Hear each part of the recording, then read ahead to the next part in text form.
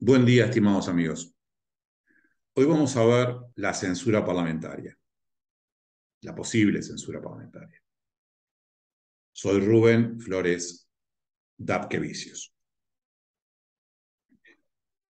La posible censura parlamentaria se encuentra establecida en los artículos 147 y 148 de la Constitución de la República. En la sección octava de la Constitución de la República, ya mencionada en el artículo 119, en el llamado a sala. Ustedes recordarán que el llamado a sala puede ser el preludio del inicio de una censura parlamentaria. Esta censura parlamentaria no ha tenido prácticamente lugar en nuestro país. Sin perjuicio de ello, algunos abogados han entendido que por este mecanismo, la existencia de este mecanismo, el pedido de datos e informes, etc., nuestro sistema es un sistema semiparlamentario porque existe la posible censura parlamentaria. Nosotros estamos en contra de esa posición. Nuestro régimen constitucional es un régimen presidencialista atenuado o presidencialista a la americana.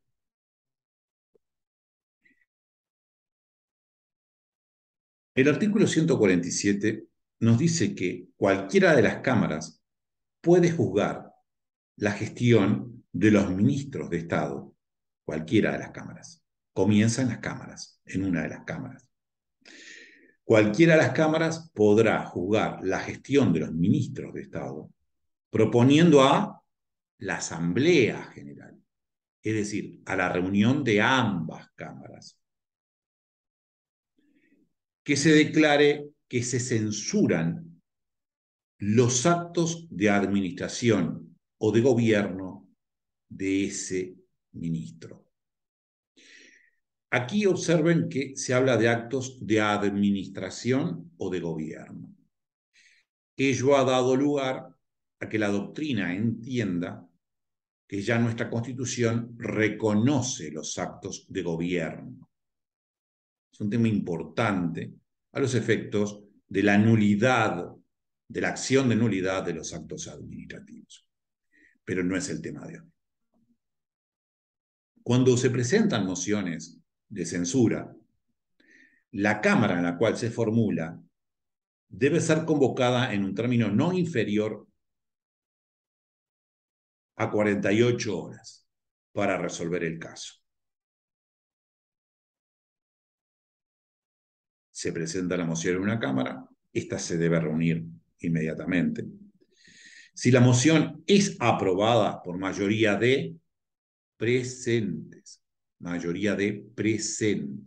no de total de componentes, mayoría de presentes, se dará cuenta a la Asamblea General, la que debe ser citada dentro del plazo de 48 horas. Si en una primera convocatoria la Asamblea General no reúne el quórum para sesionar, si no se reúne el quórum para sesionar, se practica una segunda convocatoria y la Asamblea General se constituye con el número de legisladores que concurran. Es decir, que no se le puede hacer el vacío, para decirlo muy claramente. La desaprobación de los actos de gobierno o de administración de los ministros puede ser individual a un solo ministro, plural a varios ministros o colectiva, es decir, a todo el Consejo de Ministros. Debe ser pronunciada, en cualquiera de los casos, por la mayoría absoluta de votos del total de componentes. Ahora estamos hablando de votos de componentes. La desaprobación, entonces, debe ser resuelta por la mayoría absoluta de votos del total de componentes de la Asamblea General, en sesión especial y pública. La sesión debe ser pública, no puede ser declarada secreta. Salvo precisamente que se optare por esa resolución. No puede ser declarada secreta de ingreso, de inicio. Debe ser declarada secreta a posteriori, con todas las consecuencias que tiene la declaratoria de secreta de la sesión. Estamos en un momento político muy especial, con una solicitud de censura donde se aprobó por la Cámara y se convoca a la Asamblea General. Así entonces que la sesión debe ser especial y pública, de principio. Puede ser declarada secreta bajo responsabilidad de los integrantes.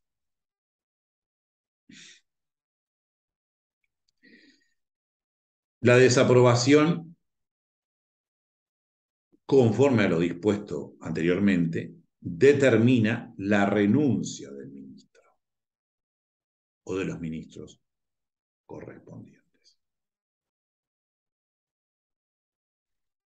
Pero debe ser resuelta de esa manera. Si no se resuelve de esa manera, el ministro, por sensibilidad política, si existe una desaprobación, pero no se llega a los votos requeridos, el ministro puede renunciar. Ahora, si la desaprobación es pronunciada, según lo que acabo de decir, con la mayoría absoluta del total de componentes de la Asamblea General, en ese caso debe renunciar. En realidad se lo está expulsando. Reitero, la práctica constitucional hacía que si existía una desaprobación, pero no se llegaba a los votos, los ministros renunciaban. Pero ellos lo hacían por sensibilidad política, no por obligación jurídica. No por obligación jurídica. El presidente de la República puede observar el voto de desaprobación cuando sea pronunciado por menos de 2/3 del total de componentes del cuerpo. Reitero, el presidente de la República puede observar el voto de censura cuando sea pronunciado por menos de 2/3 del total de componentes del cuerpo. Es decir, que para expulsar a un ministro en forma directa se debe tener más de 2/3 del total de componentes del cuerpo. Me hablan de sistema parlamentario o semiparlamentario. Si el presidente de la República decide observar el voto de censura, la Asamblea General debe ser convocada a una sesión especial dentro de los 10 días siguientes. Ya los plazos son un poquito mayores. Aquí evidentemente van a existir negociaciones políticas. Es un hecho. Si en una primera convocatoria la Asamblea General no reúne el número de legisladores necesarios para sesionar, se practica una segunda convocatoria, no antes de las 24 horas, se da un plazo, ni después de las 72, es un plazo breve, no antes de las 24 para apurar el trámite, pero no después de las 72 para que el trámite se encajone. Si en esta segunda convocatoria tampoco estuviera presente el número requerido para sesionar, se considera revocado el acto de desaprobación.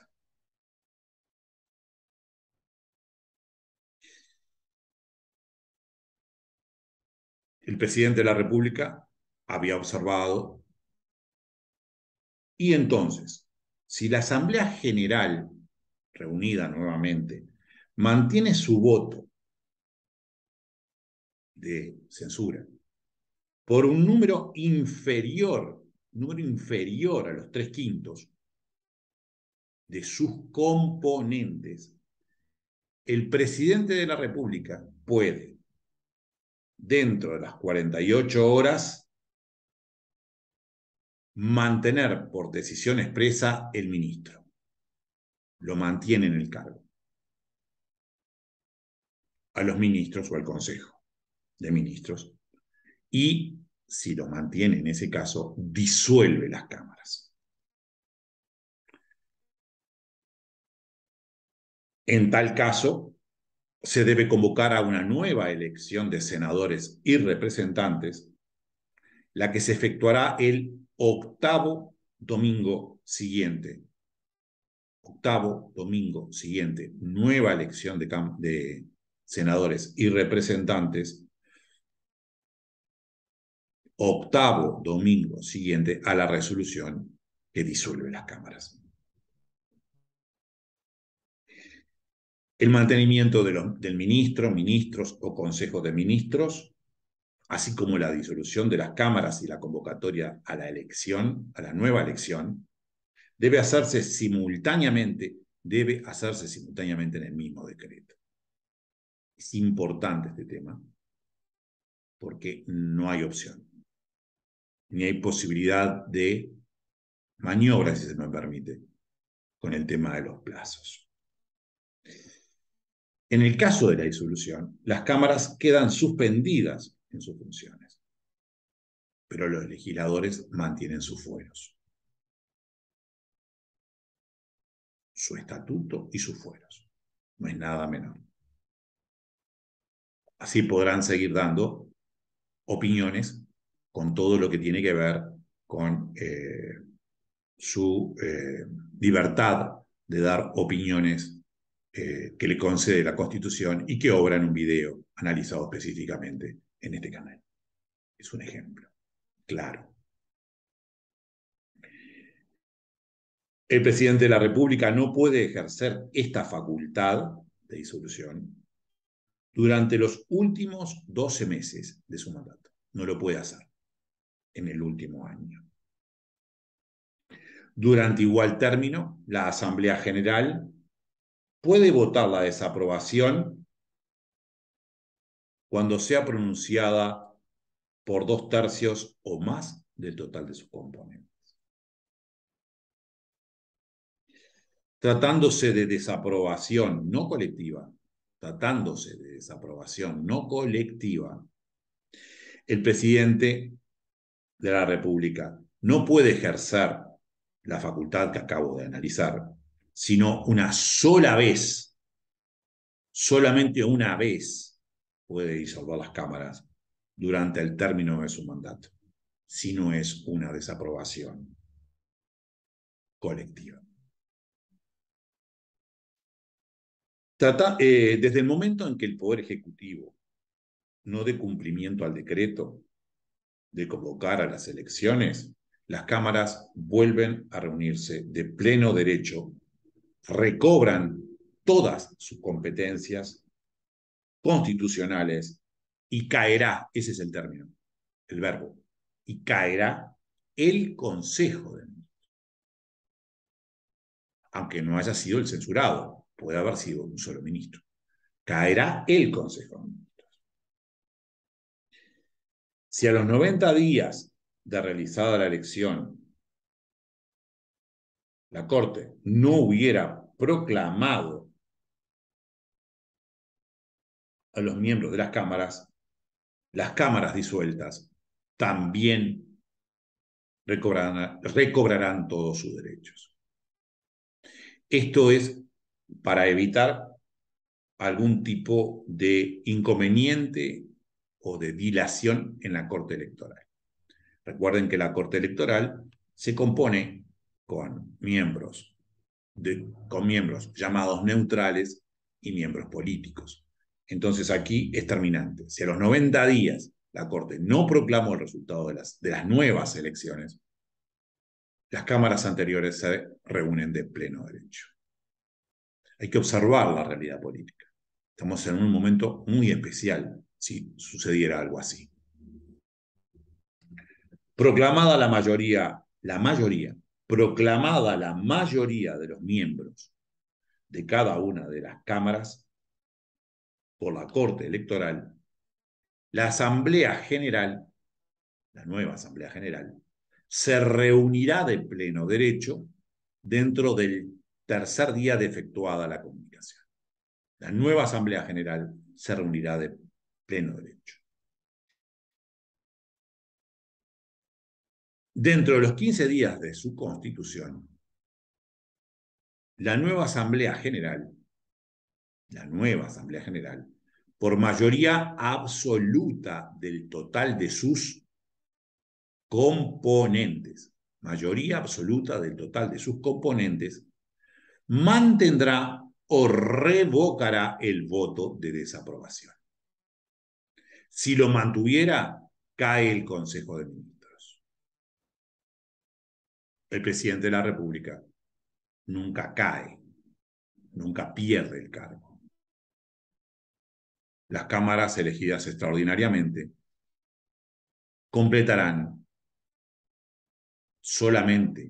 ejercerán funciones para completar el periodo de 5 años original de las cámaras originales. Obsérvese lo detallado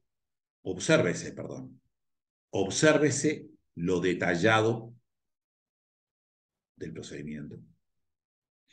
Téngase presente, además, las mayorías muy especiales requeridas para una eventual censura parlamentaria. Muy especiales. Primero nos habla de 2/3, luego nos habla de 3/5. Es decir, evidentemente, un presidente de la República que no tenga estas mayorías realmente es un hecho prácticamente imposible, por no decir imposible. Por ello, nuestro sistema es un sistema presidencialista atenuado, porque existen algunos mecanismos del parlamentarismo, aunque el parlamentarismo debe entenderse en su forma contemporánea. Existe un video en este canal.